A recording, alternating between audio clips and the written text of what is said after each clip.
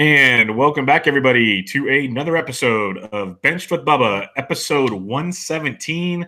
Going to talk some fantasy baseball with a previous guest of ours, really knowledgeable guy. He's got a little promotion at a place he's working at. We'll let him talk to you about that. You can find him on Twitter at Eric Cross Eric Cross of Fantrax Sports. How we doing, man? Doing well. How are you doing? Not too bad. Anytime I can sit and talk baseball with someone like you, I am always in a good mood. Always. I always love talking baseball. Yeah, always works well. Before we get into it, real quick, let everybody know about a little change that happened in your day-to-day life. Yeah. So I've been with Fantrax since about spring training time last season. It's been working hard the last couple of years, and they awarded me with I've become the lead baseball writer and prospect analyst for Fantrax now. So a little more involved in all the happenings around the baseball content on the site and helping out with editing and all that type of stuff. So it's a really fun time got a lot of good stuff upcoming for the Fantrax site. So really excited to kind of help grow the Fantrax brand even more. Well, congratulations, man! You've earned it. Thank you. For people that have followed Eric, I got to know him kind of before the season started. He was on one of the preseason shows with us, and this guy's tweeting stuff all the time. He's writing stuff all the time. You have at least one or two articles a day, it seems like you have stuff all the time. You work your rear end off. You earned it. So congratulations. I appreciate that. Thank you. Let's talk about some players. This time of year, a lot of guys get called up. You get kind of guys getting new chances due to injuries or whatever. And people still fighting in their stretch runs. They might need some help in different areas. And there's 30 or 40 guys you could probably talk about. We're going to hit on a few tonight. And some of them are prospects. And why not talk to Mr. Prospects himself for Fantrax? Luis Urias. This is a guy that just blew the cover off the ball in the fall league last year. People loved him, tearing it up in the minors. What's your outlook on Urias, at least for the rest of this season, if you want to give a slight dynasty impact?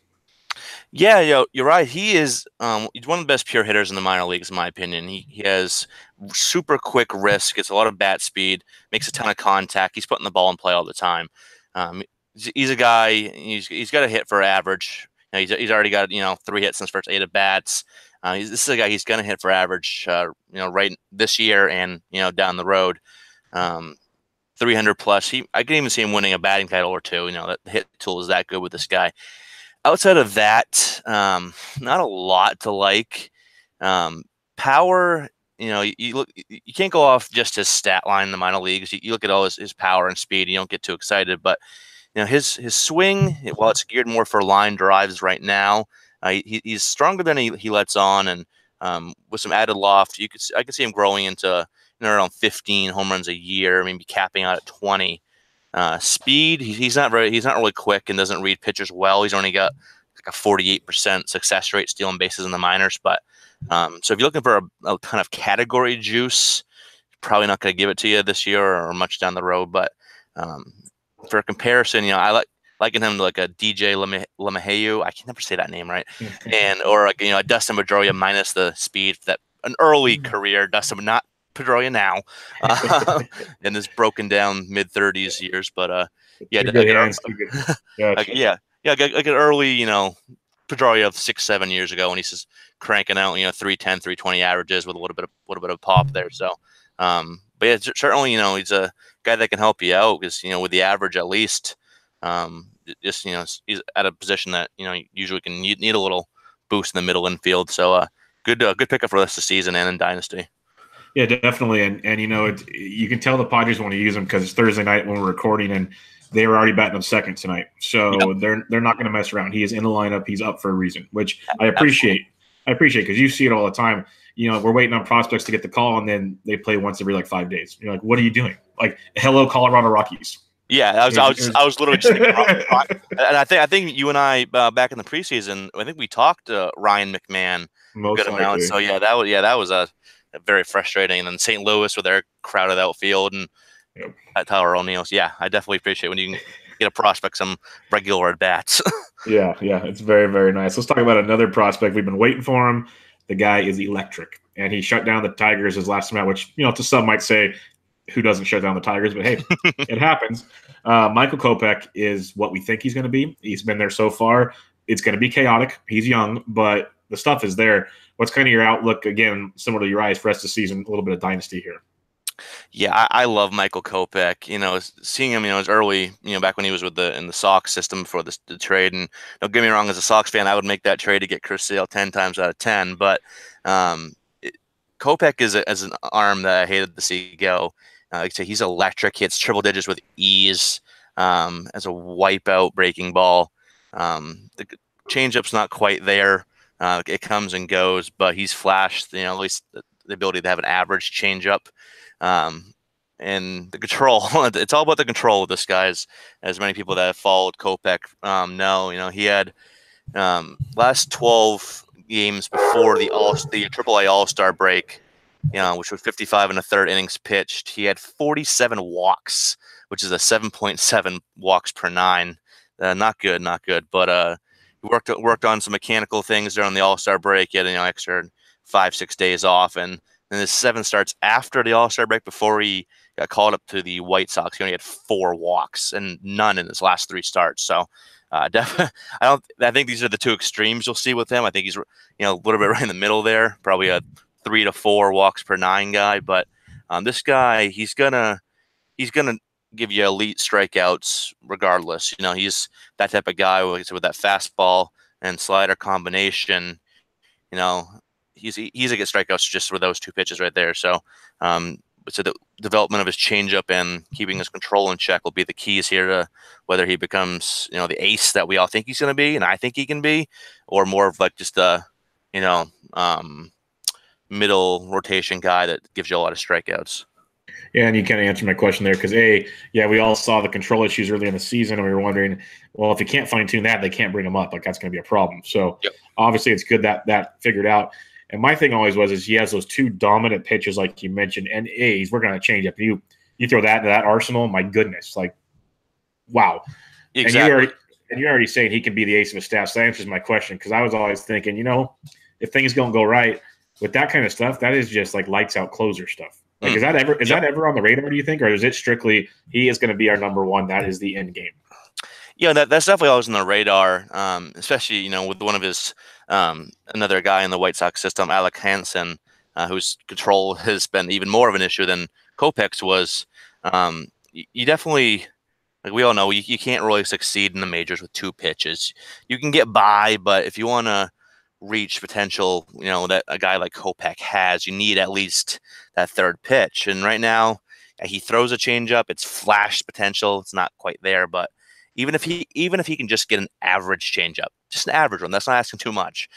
Just enough to keep hitters honest and off the fastball and the slider there. That'll make those pitches even better than they already are right now, which is both of them are slider 70 grade and fastball's 80 grade on the 2080 scouting scale. So all he needs is just develop that changeup a little bit more, be somewhat consistent with it, and he should develop into the top of the rotation arm. All right. Let's talk about another youngster in the New York Mets system, Jeff McNeil. We talked about him a couple of podcasts ago when he got the call, and now, he's getting pretty regular at bats, and he's doing stuff. Like, he's looking good getting those roles. Hashtag call it Peter Alonso, but that's never going to happen. But Jeff McNeil looks like he's here to stay. Is this a guy that's worth, a roster spot for the rest of the season? Is he a dynasty piece? What's his outlook? Absolutely. I do a weekly waiver wire piece over on Fantrax, and I forget how long ago it was, but a few weeks back, within the last month, I wrote about him. And then a couple weeks after that, reminded everybody to pick him up because his ownership rate is still pretty low. This guy can just flat out hit. He has a 311 career minor league batting average. But this year's, he didn't really get noticed because before this year, he only had 9 career home runs in, parts of 5 seasons. So power wasn't quite there, but he started getting a little more loft in the swing. He hit 19 in 88 games between AA and AAA. I know he's already got a couple in the majors. Still not a big power guy, but just the added power is definitely nice. Not a big speedster, but probably can get you, 10 to 20 over the course of a season. But like you mentioned with Peter Alonso, he was being overshadowed because of Peter Alonso. And yeah, you can throw Tim Tebow hype in there if you want to, but no one was really looking at Jeff McNeil. But I saw him early in the season. When he was still in AA Binghamton when they came up here to Portland, Maine. And I liked what I saw. He's got a clean swing. I like it. Hits the ball hard. He can use all fields. He's not going to be one of those guys that, everyone looks at. He's not going to provide a ton of category juice. Not going to be that super sexy fantasy pick, but he's just a solid hitter.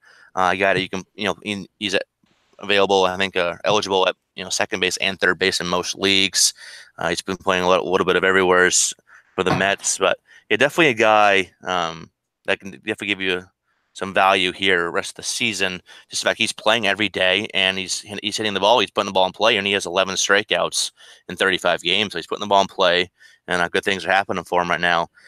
Dynasty wise, like I said, he's not one that you really got to look at the builder. Is one of the building blocks of a dynasty team, but just one of those solid guys you fill out after you get your big guns in place there. But definitely a solid name to keep on your radar.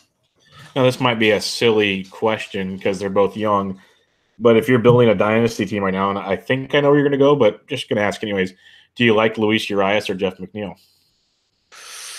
Ooh, I'm gonna lean Urias here. Like I said, not a lot of category juice out of either of them, but I do think the power is fairly similar, and Urias has the better hit tool. So I think I'm gonna go there, but they're not too far off, to be honest with you. Even though you see Urias, Exactly. Higher up on a lot of prospect lists you see out there, and McNeil hasn't really cracked any lists yet. But yeah, closer than people may think. But yeah, still going with Urias there.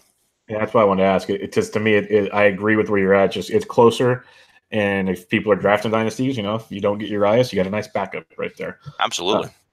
Let's talk about one of McNeil's teammates, a 22-year-old, and people forget he's only 22 because it seems like we've been dealing with the Med Rosario for a long time. It even took me by surprise the other day when I thought, oh my gosh, he's just 22. And look at people, he's starting to play consistent baseball because he's getting consistent playing time at a young age. What's your thoughts on the Med Rosario? Is this the Med we're supposed to get, or is there even more, or is this a fluke? Definitely not a fluke. I think this is pretty close to what we should get with him going forward on a consistent basis. He's always been a good hitter. He's a guy that I project kind of in like the high 200s, 280 plus type of hitter. He makes a lot of contact. He can use all fields. He's got some good speed. He's probably like a 25 to 30 steal guy. His swing's not geared for power. Never has been. It's more of a line drive, gap to gap hitter. But he's got some decent raw power, enough that he can probably give you 10 to 15 home runs with the contact skills he has. And he's he's been batting leadoff ever since Brendan Nimmo went down on the DL, and Nimmo was back, and he's still batting leadoff. So that's a good sign right there. Should be a guy that gives you a fair amount of runs going forward. Even on the Mets, you're gonna be leadoff full time. You're gonna get some runs no matter what team you're on. So I like him batting leadoff. I think he has the profile for it. I don't think we're gonna see him hit over 300 a lot like he is right now, or over the last month or so. He's hitting, I think, like 320 or something like that. But definitely a decent guy. But I think like Urias, he was ranked so high. Like, he was a top 10 prospect on almost every the major sites, MLB, Baseball America, so on and so forth. So I think everyone sees that, and they're expecting guys like Carlos Correa, Francisco Lindor, Corey Seager, from that type of production right away. And we've been spoiled with those types of guys over the last 2-3 years. But not everybody dominates right away like these guys did. So yeah, it is. I was shocked too. The Rosario's still only 22. It feels like he's been around, either with the Mets or as a prospect forever. Yeah. So yeah, still 22, still room for improvement, and definitely a guy that maybe he's not your starter on your dynasty squad, but definitely a guy that's right near that top 10 to 12 shortstops long term, and a guy you can slot in middle infield or utility, and get solid production year in, year out. I like it. Now let's talk about some senior citizens out there. We'll start with one that only homered like for a week straight, and was out of nowhere he's back, and then he's had a couple down games, but that was expected. Kendrys Morales is crushing baseballs. He's utility only in most leagues he plays, so that's kind of a deterrent for many. At the same time, who couldn't use like 8 home runs in 7 days? So, yeah, it's kind of that sticky position to be in because you wouldn't be shocked if he hits $150 the rest of the year. But at the same time, this is a guy that could hit 250, hit you 9, 10 more homers. What's your thoughts on Kendrys Morales? Are you running to the waiver wire to get him, or is it kind of dependent? What do you see with him? Yeah, I did run to the waiver wire, and I got him in a few of my leagues here. He seems to do this every year. Well, he'll be stagnant for a while, then he just goes on this tear, whether it's a week like this or hit like 10 or 11 over a month. And but he's actually this overall counting stats aren't quite there because he hasn't played as much as he did the last few years. But he's made minor improvements. Both the walk rate and the strikeout rate have gotten a little better. So he's 35, but he's still got some juice left in the tank here. And Toronto's a good hitter's park. It's treated them all last year at 28 home runs last year and 21 so far this year in 110 games. So I definitely, if he's limited to utility, yeah, that's not really the greatest for fantasy purposes. Kind of limits your flexibility with your roster. But definitely a guy that's this hot. He shouldn't be sitting on any waiver wires. Even if it's just to ride out the hot streak. Sometimes that adds value. He's good on your team for a couple of weeks. He starts stinking them up again come September. Boom, you can drop him. So you're definitely a guy I'm looking to add at least to ride out this hot streak. Yeah, it's pretty crazy because his RBIs are way down. His runs are down a bit, but you look at his homers. He had 30 and 28 in the last 2 years. He's got 21. Another good couple of weeks, and he could at least have 25 or so. Batting average is about where it's been the last 2 years. So all in all, it's a thing I like to say a lot of the time is certain players, a lot of good players will find the back of their baseball card by season's end. It's just how it works out. Just how they get there can be weird, and this was a weird one, but very, very good ad if you need stuff like that. Absolutely. Let's talk another old guy, Melky Cabrera for the Indians. They got him in the middle of the season to a minor league deal. He's up, and he's producing. He's doing what Melky does. He's hitting 281. He's got 6 homers. He's driven in 28. He's got 22 runs scored in 52 games. Like, quietly put together a really decent 52 games. What are you looking at a guy like Melky Cabrera? Yeah, like I said with Morales, I feel like Melky goes on one of these tears every year too, where it's like he's been sitting on the waiver wire the whole season. All of a sudden, he's the hottest ad, and thousands of people are running to the waiver wire to get this guy. He's got to play every day going the rest of the season. That unfortunate infection to Leonys Martin opened up spots for him and Greg Allen in this outfield. So yeah, he's gonna play.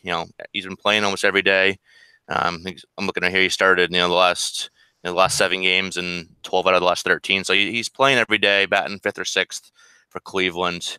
And he's a solid hitter. He doesn't get a lot of love because he never has that super sexy stat line at the end of the season. But he's one of those guys, kind of like Morales, where you add him for a stretch here, ride out the hot streak, and then you can dump him later on. But right now, he's on one of those hot streaks, and he can definitely carry this over. He's got 5 home runs over the last month, 16 RBIs, 13 runs scored, hitting 280, 316 over the last 2 weeks here. So definitely a guy, in a solid lineup, hitting, in a semi-decent batting spot, 5th or 6th. You can really rack up the RBIs, especially in that Cleveland lineup. So he's definitely a guy. I've added him in a couple leagues as well.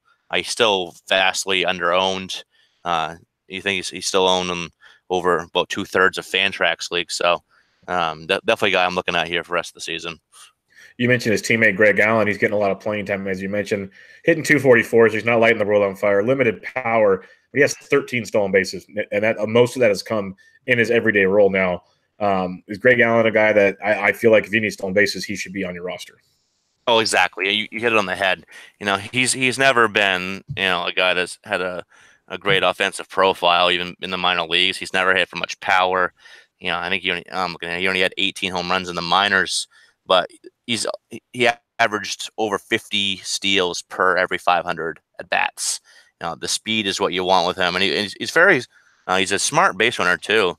You look, he's only I think I had the number right here. He has 78% success rate in the minor leagues. So he's super quick. He gets on. He reads pitchers well, and he does help. He's better in OBP leagues. He has a great batting eye. He almost has many walks in his minor league career as strikeouts. So 380 career minor league OBP. So he can definitely get on to utilize that speed, which is great. But I think he's been hitting ninth basically the whole time. So not a guy that's got to get you much of anything else, but everyone needs speed. I need speed. You need speed. My grandmother needs speed. Everyone needs speed on their fantasy team. So if you're looking to make up a little bit ground in roto or something in the speed category, he's definitely a guy to look at. Yeah, let's talk Todd Frazier. He's actually hitting for a better average than he's done in recent years, and his last month or so, he's really crushing it. In the last 28 days, 6 homers, hitting 277. That 277 stands out for a guy like Todd Frazier, and he'll steal you a base here and there. So he's playing consistently. He's healthy in a Mets lineup that somehow is being pesky of late. I don't understand how. But what's your thoughts on the Todd father? Because I think a lot of people might still have held on to him, but he's actually available in quite a few leagues too. He is. I've never been a big Todd Frazier guy. I kind of started getting rid of the guys that can't hit for average. Like he hasn't hit over 225 since 2015. Like I said, the power's there. He's right on pace with his previous seasons. With power wise, he got 16 on the season, 88 games, so he's right on pace for about 30. At 27 last year, but also at 213. If you're in an OBP league, I'd be looking at him because he can still draw a walk at a decent rate. But power is so abundant now that a guy, what's he hitting this year, 231. Doesn't really have as much value, as he might have back in 2013, 2014, when, only a few guys every year were hitting 40. Now everyone's hitting 40. So he's not really one, I guess I'd ride out the hot streak, but I don't anticipate that going much longer with his contact woes. But he's just a guy. I'd be looking at him in deeper leagues. Not really a guy I'm looking at right now in standard leagues. Let's say you need to fill your utility position up. Do you go Kendrys Morales or Todd Frazier? Oh, Kendrys Morales, definitely. I have more faith in Morales' production over the last month continuing than Frazier's, just because Morales can actually hit for a respectable average and doesn't strike out a ton. So, gotcha. Let's talk about a guy that I don't know where the faith scale is. His name is Luke Voit, and we've seen him off and on in the last couple of years with the Cardinals, and now he's with the Yankees. And all of a sudden, he bats cleanup against lefties, and he just hits bombs when they need him hit. It's ridiculous. In a small sample, he's got a 342 average with 3 homers. What are we thinking with Luke Voit? Because right now, Greg Bird just can't get it done. Yeah, I was actually shocked. I felt like Bird was just going to hold on to that first base spot forever, hitting as horrible as he was. So it's nice to see a guy like Voit get a shot here, especially with the Yankees. They're not really, used to, you don't see the Yankees giving these types of guys a shot. Usually it's either, they go with the established veterans or they're going with the, the hot shot youngsters like, Gleyber Torres and whatnot. So it's nice to see a guy like Luke Voit get a shot here. I mean, he's a big, strong guy. He's a Kyle Schwarber size. He's like 6'4", 230. He's a strong guy. Really, really plus raw power.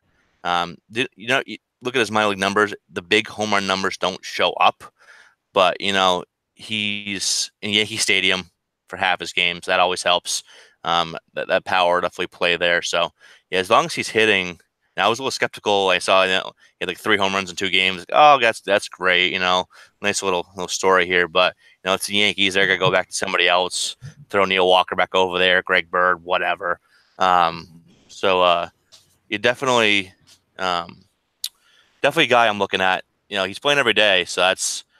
I was skeptical. Like I said, I was skeptical about that continuing, but like I said, he's batting cleanup. He's playing every day, so definitely a guy. I'd be looking at him over a guy like Todd Frazier, and potentially even over a guy like Kendrys Morales.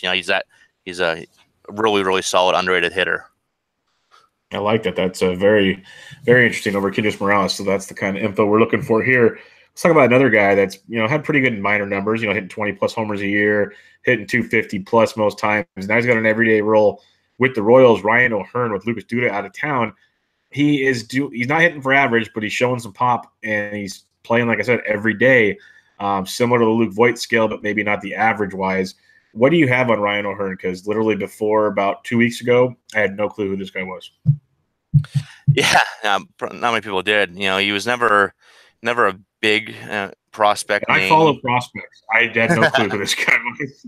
Yeah. You never saw him high on any list. I've never had him, anywhere as high on my list in years past. Even when I was just doing lists for fun before I started writing for Fantrax and whatnot, never really had him too high up. But it's because his hit tool it's so. He's a guy that's right probably like a 250 type of guy.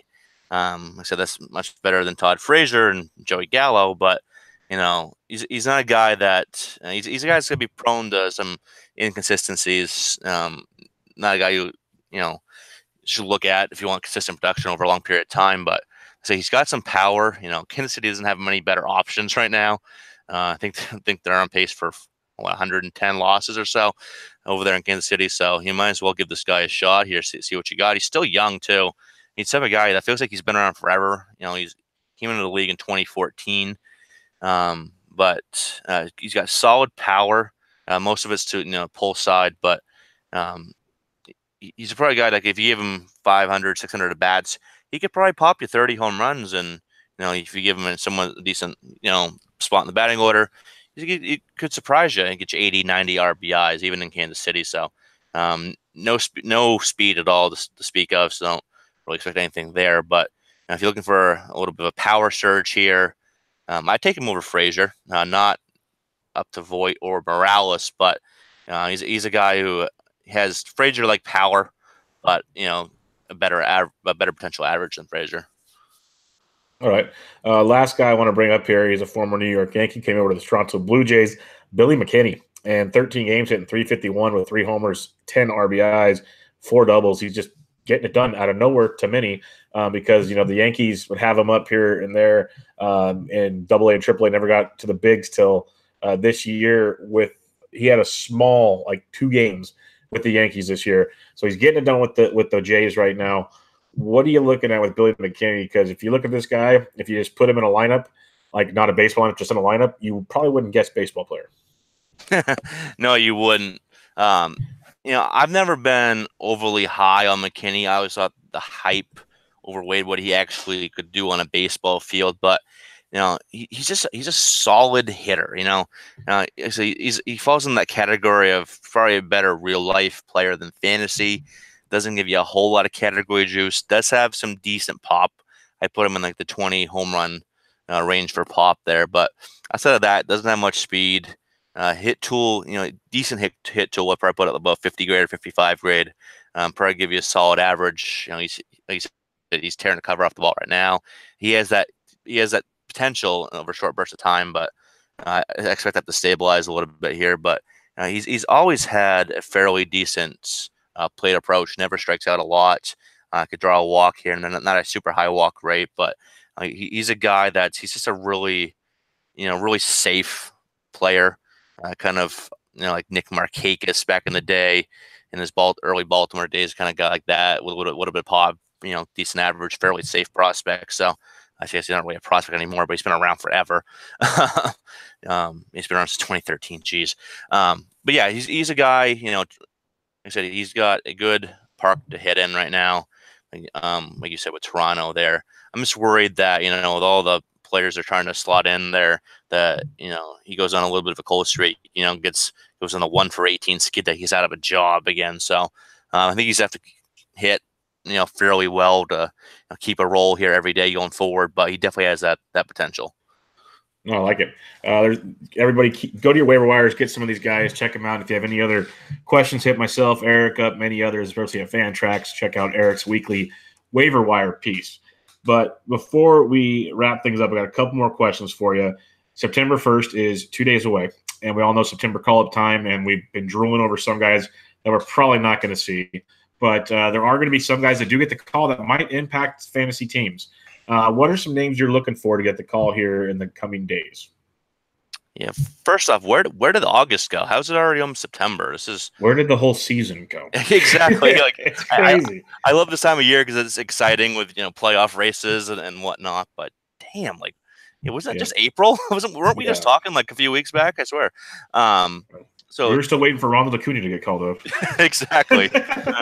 Wondering when McMahon's gonna get playing time in Colorado. Exactly. Yeah, but in terms of September call-ups here.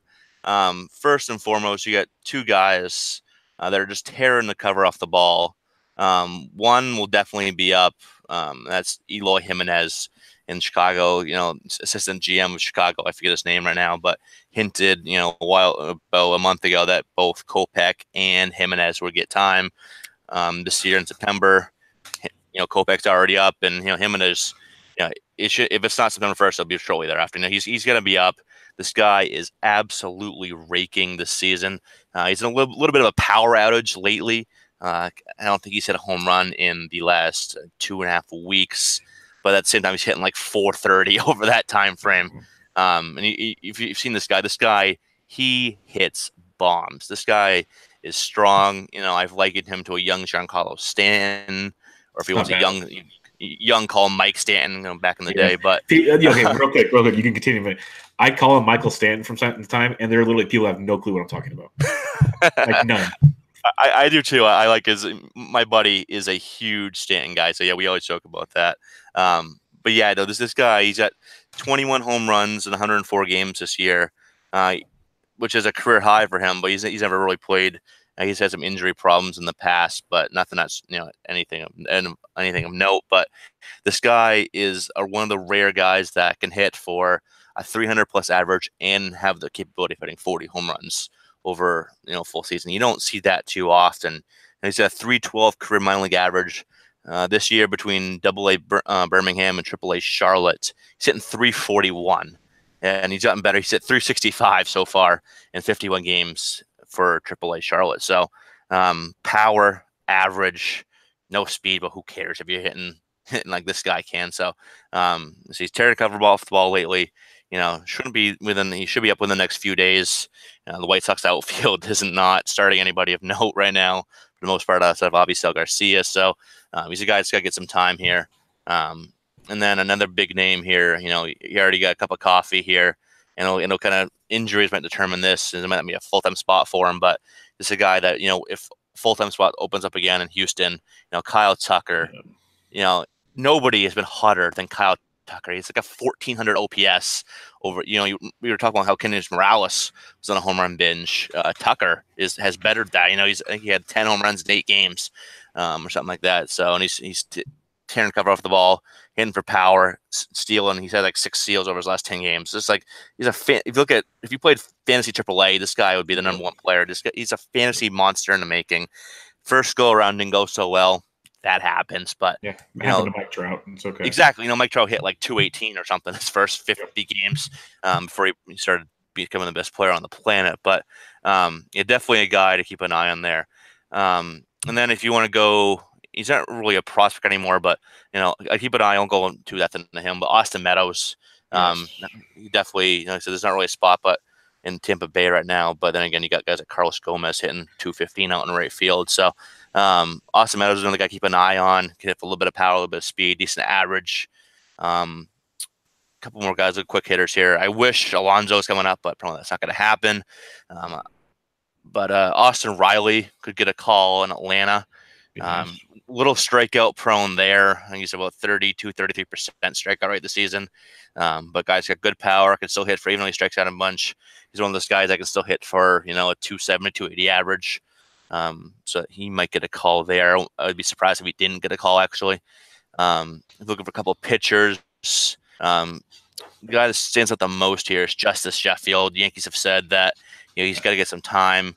I think he's pitching on Friday out of the bullpen, they said. Yeah, so he's going to be a bullpen arm.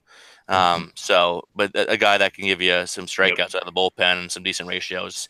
Very underrated guy. They get a lot of good arms in that Yankee system, but he's a guy. He's got number 2 starter upside, not quite ace upside, but just a really solid pitcher.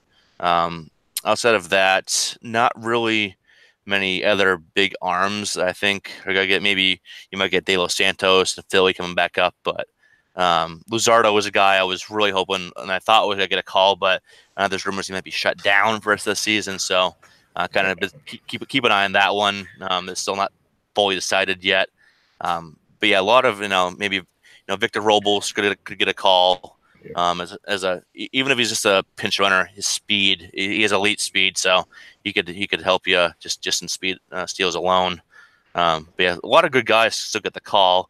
Fortunately, we're not not going to get Alonso like we'd hope. We're not going to get Vladimir Guerrero Jr. Like I'm sure everybody would have, would be riots when he comes up. But still a lot of good guys coming up. So definitely a lot of guys to keep an eye on. And the Yankees, yes, you mentioned a lot of good ones there, and there's going to be some sneaky ones that come up here and there. But breaking news, as we are recording, I just got an update from the MLB app. As a Giants fan, this is interesting, but I'm good with it. The Yankees just got a September call-up. Andrew McCutchen is now a New York Yankee. Whoa. Yeah, for 2 prospects, those have yet to be named. But McCutchen to the Yanks, let's just talk for a second. That tells me what I thought on my previous baseball edition of Bench with Bubba, that the fact that Aaron Judge can't swing a bat still, I think he's a long ways away. To me, this signals Judge might not be playing much of September. This is kind of sad for the playoff run, but also if he can get healthy for October, at least DH, you got that. All that blabbering there. What's your thoughts on McCutchen in New York? Because, people love him, he hate him. He's not the guy he once was, but he's not horrible still. No, he's not. He's still a fairly solid hitter. I'm pulling him up right now. He's on pace for he could have an outside shot of the 2020 season. With probably about 80 runs and 70 RBIs. Like I say, he's not the MVP caliber player like he was 5-6 years ago in Pittsburgh. But I like this. That's what I gave for putting my phone across the room, charging for an hour here. I like this move. Well, in fantasy, I don't like it. I'm a Red Sox fan. I think this is a good move for the Yankees. But then again, that does signal that Judge probably isn't close to swinging the bat. So I guess that's silver lining for me. Yeah, obviously you'd rather have Judge than McCutchen. Exactly, but for fill-ins, pretty damn good fill-in. You get former MVP and a guy that was one of the best players in baseball, one of the best fantasy players. First-round fantasy guy for a few years.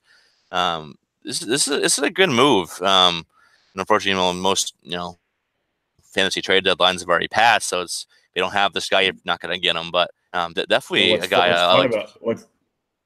What's fun about this one is if you're in an AL only league, everybody blew their fab on the recent trades that took place. This could be a fun one to help you in September. Exactly. I'm in several different fab leagues this year where few of them I got some money left, few of them I don't. So only one's an AL only, but this is definitely could be interesting. Depending who has money left in your league, that you could get McCutchen for a pretty good price. Yeah, exactly. So if you can, do it.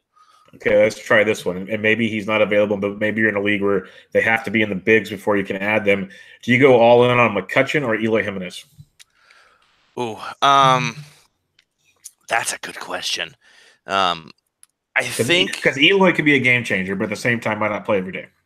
Exactly, and there's no, like I said, I believe he's going to get called up.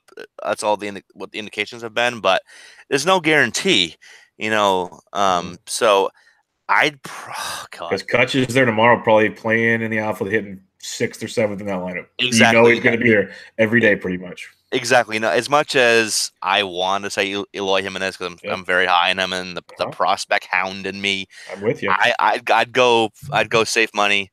I'd go McCutchen. Like I say, he's going to be there tomorrow. He's going to play every day going forward. Can't guarantee that with Eloy, even though Eloy could come up and just hit 330 and smash 10, 15 bombs the last 30 games. Maybe not that much, but give you a real outperform McCutchen. But I'd go safe and go with McCutchen here. Yeah, it's gonna be wild though. So big. It's always fun when there's breaking news and the phone vibrates next to me, right. Sitting here, and exactly. That's a good one. But last question I have for you, because you are a prospect analyst. I'm just a prospect fan. I love watching them. One day maybe I'll go in more. I prefer to go to minor league games than professional games. I love that kind of stuff, and I know you do too because that's why you cover it. The Arizona Fall League is like Christmas Eve because now you know what the presents, like the list of presents are. Now you just hope Santa brings them to you. They got released today, and last year was probably one of the best years we've ever seen. This year may have topped it, and that just could be due to us, A, knowing more about prospects, or B, that's just how deep baseball is now, which is amazing. Just kind of when you saw the rosters come out, because you might not have dug into them completely yet, and you'll do that at a later time, just what was your first thoughts when you saw these rosters? Because to me, real quick, last year it seemed like it was like 2 or 3 teams were top heavy. This year it seems spread out with just amazing talent. Oh yeah, dude. this is probably the best overall core of prospects that I've seen in a while here. Like you look at, get an infield with a couple Red Sox guys, Chavez and Dahlbeck, and then you got Jemai Jones, Josh Ockamy. This is for the Mesa Solar Sox. And you go over, trying to find, there was one team that had, I can't remember which one right now, but they had, Forrest Whitley. Yeah, that's on the Scottsdale, I think. The Scottsdale, yeah. Forrest Whitley, Sixto Sanchez, and JB Bukowskis. That's outstanding. That is a nasty threesome right there. And then you got Brendan Rodgers, Jazz Chisholm, and Carter Keyboom in the same infield for Salt River. There was one outfield here that had Basabe, Luis Robert, and I think Florial from the Yankees. So that's a damn good starting outfield. I know Taylor Trammell and Shed Long are going from the Reds. Vladdy's going, Bichette's going, and Biggio. There's something all three of them. Yeah, Biggio. Oh God, this is. Awesome. I've been trying. I'm trying to make this work a trip out there, even if it's just for like a long weekend, go Friday to Monday. But this is definitely the best. Overall group of prospects I've seen go. Usually you get some pretty good prospects going out there, but just from top to bottom, this is must see if you're a prospect guy. Yeah, that's why I tweeted out MLB Network needs to cover more than just the futures game. They need games out there. Like literally, they can make it like the backfields. I don't need anybody announcing. Like just plug in the PA announcer and tells me who's coming up to bat. That's all. I just want to watch them play. That's all I want. Just watch the game. Absolutely. Like I don't need play-by-play. I'll be fine. But, exactly. I hear you. I look forward to it all. Abitel Aveno or whatever is one of the prospects coming over to the Giants. Have never heard that name, but he's one of the infield prospects. I guess probably not a high prospect, but higher up on the Yankees list. And there's one more coming over to the Giants. So be on the lookout for more of that info to come. But Eric, always a pleasure. Super knowledgeable, super fun to talk to you about baseball. Why don't you plug what you got going on and let everybody know where they can find you? Yeah, thanks for having me on. It's always fun talking baseball, especially this time of the year with September call-ups going on. Working on a lot of things. I got my daily prospect updates going on that I started doing probably back in May. I've been a big just doing them on Twitter. Working old school with the spreadsheet and tweeting out some pictures. But I've moved that over to little mini articles, basically the same stuff I was already doing, just little nicer looking. So I got that every day over on Fantrax. Doing multiple prospect / dynasty pieces every week. I got my dynasty dugout piece I do every Tuesday. I just went over a few overrated prospects. Might do that again next week. A couple more guys I want to get into, but I got my minor league report that I was doing over on Fantasy Pros, but now since I'm Fantrax only, I kind of moved that over to Fantrax. That'll be out tomorrow. A lot of good information there. I'm finishing up as we speak. And I've got a lot of prospects, jam-packed article. This, Dylan Cease, Chris Paddock, a little bit of Alonso talk, Vidal Brujan, Nolan Gorman. So a lot of good. Keep an eye out for that. Then I'm just jump right into. I'll be updating my first-year player draft rankings that I put out back in mid-June. A lot of movement so far with players that are just drafted. So I'm doing the updated rankings for people that haven't had their first year player draft. That doesn't sound right, but I feel yeah. But if you haven't had that yet for your dynasty league, or I'm gonna be updating those pretty soon here, probably within the next 3 weeks. Then I'll be going right into my off season. We'll be just doing a lot of player profiles, team system reviews and previews for what to expect next year. I'm gonna try to get up to the Arizona Fall League and see if I can make that work. But if I do, expect a ton of stuff from that. Just keep plugging along. It might be the off season, might be coming up, end of the season here, but never a dull day in the prospect world. So a lot of fun stuff going on. It never ends. That's what I love about it. Yeah, especially in prospects. You got Fall League, you got like Dominican League, you got something going on all times for you guys. College baseball, whatever. Yeah, it's beautiful. It's a great way to do it. And, tell Tim, since you're full-time now, it's a business expense. You can go to Arizona. I've been trying. I was talking with Tim earlier, and I was like, hey, Tim, when we get in the Fantrax jet, send me out there. He said next week, so I'll see if that's actually coming to fruition here. There you go. That's awesome. Well, I hope it works out for you. It looks like a blast. A lot of good guys out there and everything. And I was trying to make it out there this year. I don't think it's going to happen, but maybe plans will change. But it'd be absolutely awesome. But absolutely. Again, thanks for joining me, man. Everybody, this was Bench with Bubba, episode 117, talking fantasy baseball, some prospects, waiver wire, the works with Eric Cross of Fantrax Sports. We'll catch you guys next time.